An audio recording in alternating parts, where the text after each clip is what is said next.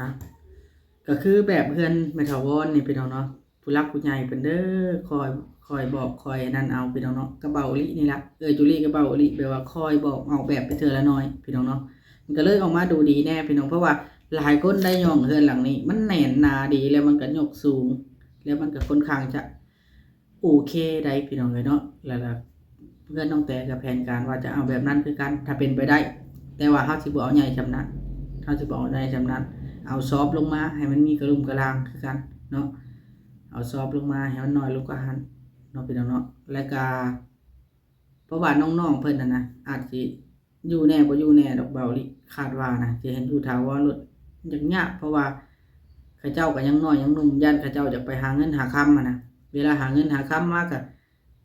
กลับมาอยู่เบดีนายามเทศกาลสการกลับมาอยู่คะแนนว่ามีบ้านเป็นของตัวเองได้อยู่เป็นของตัวเองแล้ว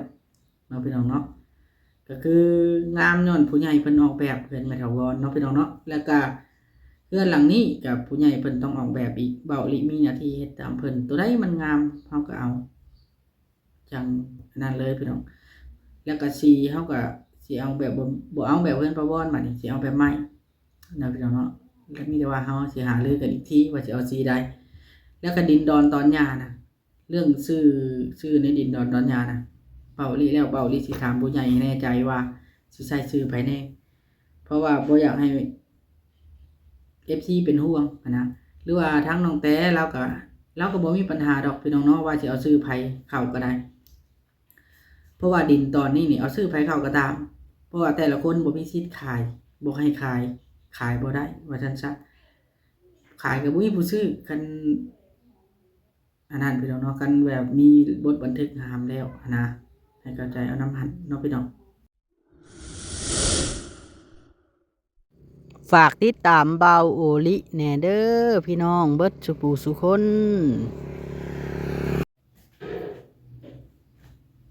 สวัสดีพี่น้องเด้อสวัสดีพี่น้องกันเบิดสุปูสุคนเบิดสุบองสุบอนพี่น้องเนาะมื้อนี้เบาโอลิก็อยู่ที่เรือนชานบ้านช่องนี่ล่ะพี่น้องเนาะกำลังมาฮอดเรือนพี่น้องเนาะที่จะพี่น้องเนาะหลังจากที่เฮาได้ไปปาวอนเนาะแล้วก็ได้ออกมาเล่าสู่พี่น้อง FC ฟังว่ารูปแบบบ้านนะเฮาสิเฮ็ดไปหมดใดนั่นนะพี่น้องเนาะ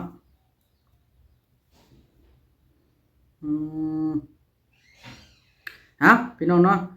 เริ่มต้นเลยพี่น้องเนาะก็คือ FC ถามมาบ้านปาวอนนี่มันเท่าใดคูณเท่าใดนะเพิ่นว่าเนาะพี่น้องก็คือบ้านปาวอนนี่สิอยู่วังนั่นพี่น้องเนาะ6x6บ้านปาวอน6x6พี่น้องเนาะ6x6 6 36 36 3เมตรเนาะพี่น้อง36ตารางเมตรละเบาลิว่าเนาะ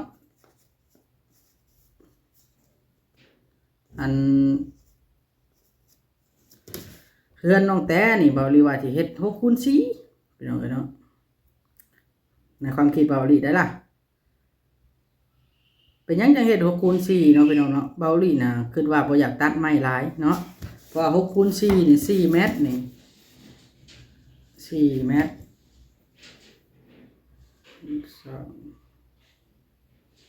เบาลิสิเอาเป็นไม้48ไม้48นี่4เมตรตึ๊บมันก็บ่เบิดเปลืองแม่นบ่ล่ะพี่น้องเนาะมันสิบ่เปลืองคือไม้ใหญ่เนาะไม้48เพราะว่าเฮือนเฮามันแคบลงก็4เมตรมันบ่ได้อันนั้นได้พี่น้องมันบ่ได้น้อยได้4เมตรคูณ6เมตรเฮือนท่านหมอที่ว่าถ้าเฮาไปสร้างให้ตอนนั้นนะมีแต่5x6ตัวนั้นเรือนปูนแท้ๆนะ5x6ก็พออยู่แล้วพี่น้องเนาะอันนี้นี่เบาลิขึ้นเบิ่งทางกระสีนี่เฮาก็สิบ่เบิดหลายแม่นบ่พี่น้องเนาะไม่เชื้อราเฮาก็บ่เบิดหลายคันเฮาเฮ็ดน้อยลงกว่านี้แต่ว่าให้มันงามให้มันแข็งแรงเสาก็ให้มันคงทนบาง FC เพิ่นว่าย่านเสาน่ะมันดอกไวมันบ่เรื่องเสานี่เบาลิการันตีให้เลยว่าคันบ่ฮอด5ปี10ปีมันบ่มีทางดอกพี่น้องเนาะ5ปี10ปีน้องๆเพิ่นสิบ่ใหญ่สิบ่หาเองบ่พี่น้องเนาะทั้งผู้รักผู้ใหญ่เพิ่นก็เฮ็ดให้ซ้ำเพิ่นเฮ็ดแหละพี่น้องเอ้ยเงินส่วนที่ขายเฮือนนั่นแหละว่าสิเฮ็ดนะพี่น้องเนาะว่าสิเฮ็ดแต่เงินส่วนที่ขายเฮือนมันบ่ได้หลายขนาดนั้นพี่น้องเนาะ ราะว่าเบาลิคิดว่าอันดินที่ว่าเบาลิสิขายนี่เป็นดินของลูกของเบาลิผู้รักผู้ใหญ่เพิ่นซื้อให้ลูกเฮาเนาะเฮาก็ต้องเฮาสิเอาเงินไปโลเลก็บ่ได้ขายก็เฮาต้องไปซื้อบ่อนใหม่ไว้เนาะพี่น้องเนาะอันบัดเฮามีโอกาสได้เมื่อบ้านเมื่อหยังเฮาก็ซื้อบ่อนใหม่ไว้เบาลิว่าสิขายจะ60,000ปลายพี่น้องเพราะว่าเพิ่นซื้อให้เนาะ62,000 63,000นี่แหละแต่ก่อนเนาะพี่น้องทั้งเซ็นหนังสือประมาณ63,000ทั้งเซ็นหนังสือนะบัดว่าเฮ็ดตาดินอีกพี่น้องเนาะเฮ็ดตาดินอีกใบขอบทองนั้นมีครบแล้วเนาะพี่น้องเนาะมีแต่เซ็นไว้ชื่อบัดนี้นะบัดเฮ็ดหนังสืออีกก็4,3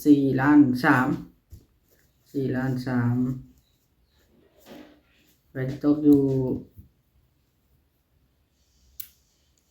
ประมาณ6-7,000แล้วเนาะพี่น้องเนาะ4,3กันเนาะก็เบิดหลายเติบพะนะพี่น้องเบาหลีนะสิเอาแต่ทึนแล้วก็ไปซื้อตัวไว้ซื้อเบาหลีนะเพราะว่าในใดเฮาก็บ่ได้ออกไปอยู่แล้วเด้กับอยู่หั่นน่ะมันง่ายเนาะน้ำมันก็ซักไปแล้วซักก็ใช้น้ำกันกับมันนั่นแล้วพี่น้องเนาะใช้น้ำกันกับมันตุ๊กแก้วเนาะก็ให้มันตุ๊กแก้วใช้น้ำอันนี้ก็บ่แม่นดอกแนวอื่นนะพี่น้องสิว่าเป็นของน้องแต่บ่ให้ไปใช้มันบ่แม่นพี่น้องเนาะผู้เพิ่นทุกข์ยากก็สามารถใช้ได้คือกันทางผู้รักผู้ใหญ่แต่ละท่านนะเพิ่นบ่ได้ขี้ที่อยู่แล้วพี่น้องเนาะผู้ใดทุกข์ก็ใช้น้ำกันเบิ่งน้ำกัน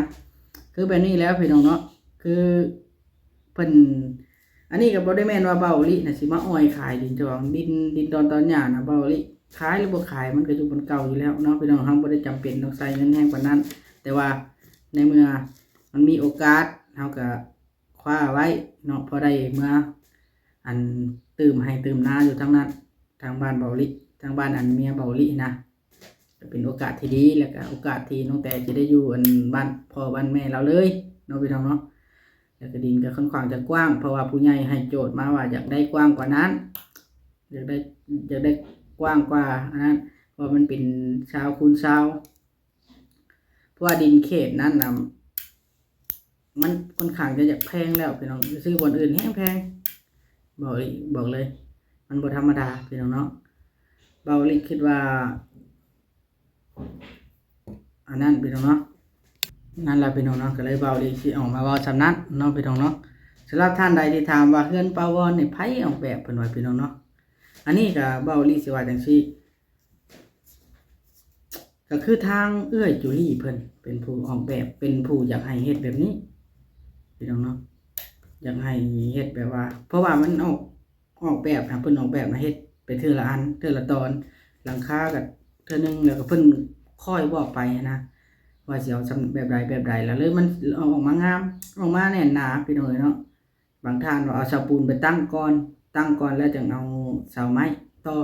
เบาลิสิบ่เฮ็ดจังซั่นเด้อพี่น้องเด้อบ่เฮ็ดจังซั่นเสาปูนถ้าสมมุติว่าเอาเสาปูนเนาะพี่น้องเอาเสาปูนซะทางล่างนี่จะเอาเสาปูนของ FC อันแนะนำเนาะอันนี้ก็เฮาน่ะเคารพกันคอมเมนต์ทุกคอมเมนต์ได้พี่น้องเอ้ยเนาะเฮาขอบคุณหลายๆที่คอมเมนต์นะแล้วก็เฮาก็ตอบเกือบทุกคอมเมนต์อีกที่แสดงความคิดเห็นมาเนาะถ้าบ่ได้ตอบทันใดก็ต้องขอโทษขออภัยนำเฮาน่ะ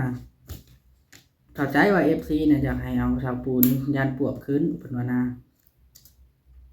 ก็คือบ่ต้องห่วงพี่น้องเนาะพวกน่ะมันเสาอีหยังมันก็ขึ้นอยู่แล้วคันมันขึ้นจะขึ้นน่ะบ่ต้องห่วงมันดอกแล้วเบาลิการันตีได้เลยเสาไม้ก็ตามมันอยู่ได้อยู่แล้วจัก5 ปี10 ปีนะพี่น้องเอ้ยเนาะคือเบิ่งเฮือนถ้าพ่อถ้าแม่เบาลินี่40 ปีแล้วยังบ่ได้เป็นหยังอยู่ได้พี่น้องเอ้ยเสามันน่ะมีตัวอื่นน่ะดอกก่อนอันนี้ก็บางท่าน FC เนาะเพิ่นว่าผาเซอร่าในย่านมันเปื่อยเวลาผลสาบบ่มีเป็นไปได้พี่น้องผาเซอร่านี่มันปูนกับเจี้ยผสมกันแล้วให้ FC สบายใจได้เลยเนาะแล้วก็น้องแต้น่ะเบาลิถามแล้ว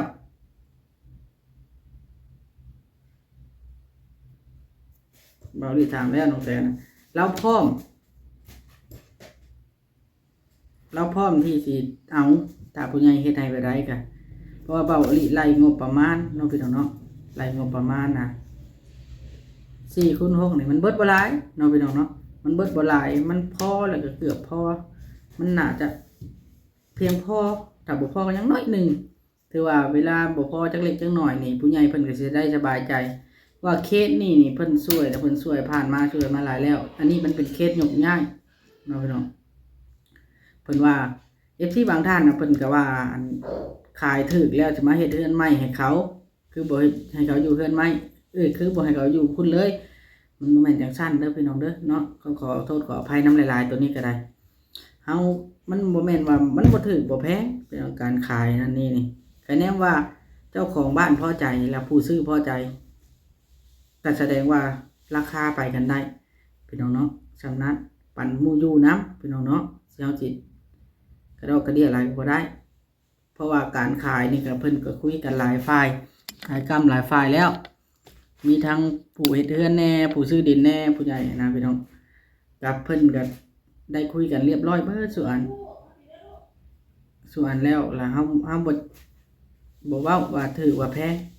เพราะว่าเพิ่นอยากยกย้ายมาอยู่บ้านเพิ่นเด้เนาะพี่น้องเนาะ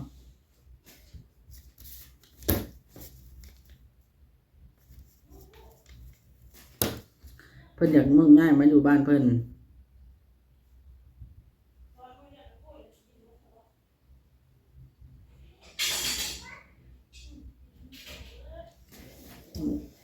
เนาะพี่น้องเนาะมันก็น่าจะโอเคอยู่บ่รีว่านะในจุดนั้นล่ะบ่อยากให้ FC ผู้เพิ่นบ่จักแล้วก็เพิ่นก็เข้ามาคอมเมนต์อันให้ความคิดเห็นเนาะพี่น้องเนาะเบาลีบ่ได้ตีได้พี่น้องคอมเมนต์น่ะเบาลีแฮงดีใจซ้ำทีม FC สนใจแล้วก็คอมเมนต์ทั้งเอื้อยจูลี่เพิ่นก็ดีใจคือกันพี่น้องเนาะที่มีผู้สนใจแล้วก็คอมเมนต์ให้กำลังใจเบาลีมาเพราะว่าทั้งเอื้อยเพิ่นนี่อยากสนับสนุนเบาลีให้มีงานเฮ็ดว่าซั่นซะเพิ่นก็เลยให้งานนี้มา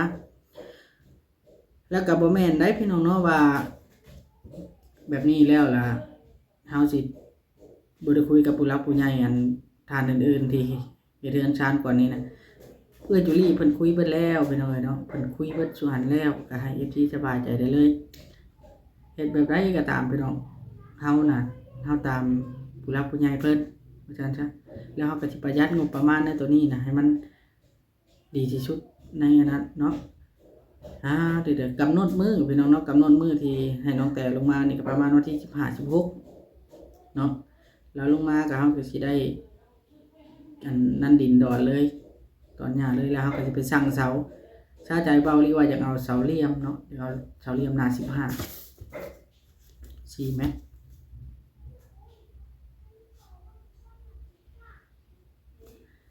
4 เมตรนี่1 2 3 4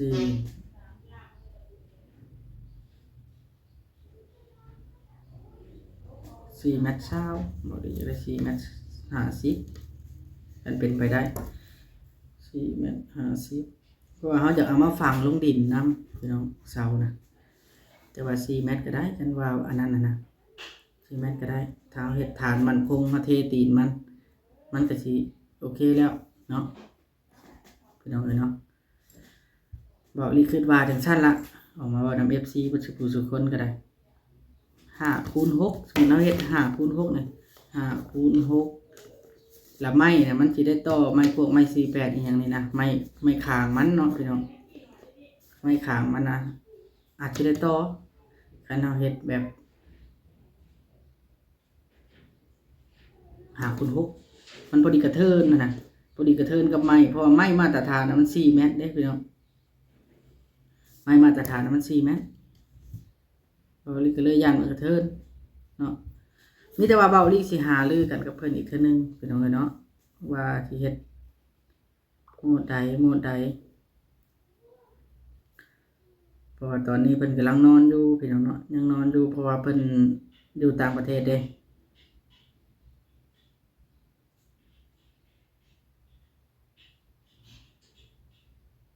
อื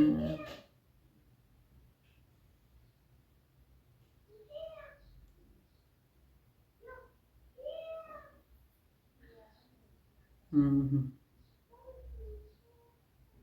สบายดีแม่นไผพี่น้องเนาะนี่ล่ะเบาลีก็ออกมาว่าน้อยหนึงพี่น้องเนาะให้ FC เข้าใจนำกันเนาะพี่น้องเนาะให้ ให้ FC เข้าใจนํกันนะฮะละเรื่องราวของอันนั้นก็ได้พี่น้องเนาะเดี๋ยวมีแต่ว่ารอชมนํกันพี่น้องเนาะเพราะว่าเบาลิอันนั้นเลยเนาะเบาลิอันถ้า FC สมมุติว่าอยากชมทบเฮ็ดเรือนน้องแต่นี่ก็ยินดีเด้อพี่น้องเนาะเพราะว่าเงินนี่ยันมันบ่พออยู่แล้วยันในตัวนี้นะบริยันบ่พอแล้วเพราะว่าเฮาต้องได้จ้างสร้างเฮ็ดเรือนไม่ถาวรนี่เฮาบ่ได้จ้างสร้างได้จ้างกันจ้างส่วนน้อยพี่น้องจ้างสร้างมีแต่เบิดแต่6-7 ล้านเท่านั้นนะเรือนไม่ถาวรนะจ้างสร้างเบิด6-7 ล้านเท่านั้นเพราะว่าเฮาจ้างเป็นรายวันเนาะอันนี้นี่งานแบบนี้นี่เบาลิบ่อยากจ้างเป็นรายวันอยากจ้างเป็นเหมารถค่ารายวันนี่สมมุติว่าหมู่เฮ็ดช้าหมู่เอาเงินเต็มวันคือเก่าแต่อยู่พุ่นนะเฮาจ้างเป็นรายวันมื้อละ150,000แต่นี่น่ะ150,000นี่คนบ่อยากมาพี่น้องเพิ่นหาจะไกลแล้วก็มันอาจจะค่าใช้จ่ายมันจะสูงจ้างเป็นรายวันนี่ย่านได้แบบว่าเฮาเรียกเขาวเรียกน้ำเพิ่นพร้อมนะอันนี้เฮาจ้างเหมาเลยให้เพิ่นอันนี้มันสิง่ายกว่าเนาะพี่น้องง่ายกว่ากันนั่นแหละเดี๋ยวมีแต่ว่าถ้านัดกันพี่น้องบัดนี้เนาะถ้านัดกันลงมาเฮ็ดอันนั้นอันนี้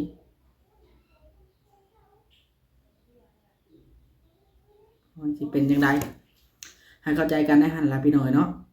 เฮ็ดเรือนใหม่แบบใดก็เฮาให้ผู้ใหญ่ใจดีเพิ่นออกแบบเรื่องหลังคา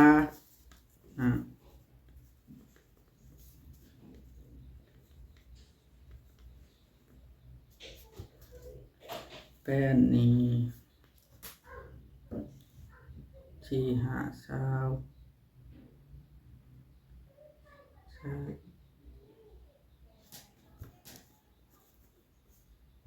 มันค่อนข้างจะโอเคอยู่ตามเบาลีขึ้นเดี๋ยวนี้นะพี่น้องเนาะพี่น้องสำหรับคลิปนี้กับเบาลีสินั่นล่ะพี่น้องเนาะสิได้ขอตัวก่อนพี่น้องบัดนี้เนาะจังใดก็ฝากพี่น้องกดไลค์กดแชร์เป็นกำลังใจให้เบาลีคือเก่าคือเดิมล่ะพี่น้องเนาะดีเด้อพี่น้องเนาะโอเคพี่น้องจังใดก็อยู่ดีมีแฮงสำหรับคลิปนี้เบาลีขอกล่าวคำว่าสบายดีพี่น้องเด้อสบายดีเนาะมีแต่ว่าเป็นกำลังใจให้อันจูลี่กับอันผู้รักผู้ใหญ่เพิ่นผู้เฮ็ดเฮือนให้น้องแต่นี่ล่ะพี่น้องกับเบาลิเนาะเบาลิก็สิสู้เต็มที่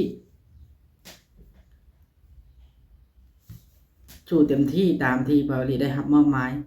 เฮ็ดเป็นขั้นเป็นตอนฟ้าวหลายก็บ่ได้พี่น้องเฮ็ดหยังก็ตามฟ้าวหลายก็บ่ได้เรื่องดินเรื่องดอนเนี่ยฟ้าวหลายก็บ่ได้บัดทั้งจูลี่เพิ่นว่างก่อนเฮาสิได้โทรลมนำเพิ่นอีกเทื่อนึงเรื่องเฮามาซื้อดินซื้อดอนนำกันนี่นะพี่น้องว่าสิเซ็นใช้ชื่อไผแน่ดินน่ะต้องออกชื่อไผแน่เดี๋ยวเบาลิสิถามเพิ่นให้แน่ใจเนาะก่อนว่าซั่นซะถามเพิ่นให้แน่ใจก่อนว่าให้ออกชื่อไผแน่ให้บอกโลดเพราะว่ามันฮอดมือแล้วนั้นเฮาถามเพิ่นให้แน่ใจก่อนแล้วก็ให้เพื่อให้ FC บ่เป็นห่วงนะตามที่ผู้ใหญ่เพิ่นตัดสินใจเนาะโอเคพี่น้องสำหรับคลิปนี้สบายดีเด้อพี่น้อง